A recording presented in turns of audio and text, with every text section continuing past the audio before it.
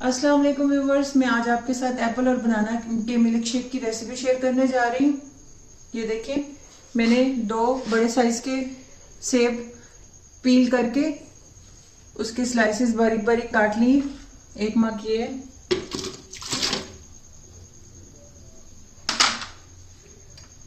ये मिल्क के 2 मग हैं। घर का दूध है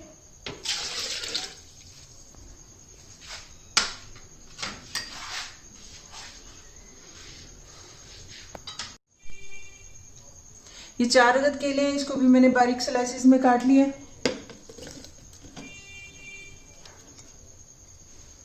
थोड़ा सा दूध और आ जाएगा इसमें जग में।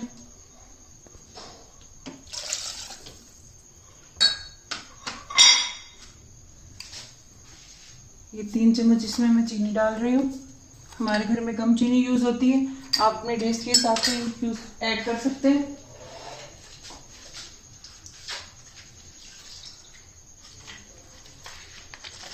ये क्रश की हुई बर्फ है, थोड़ी सी ऐड कर रही हूँ मैं।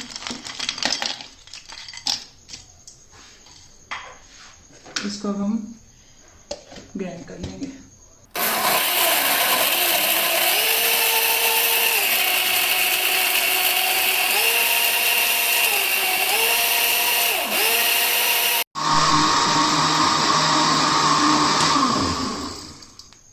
ये हमारा मिल्क शेक बन चुके हैं।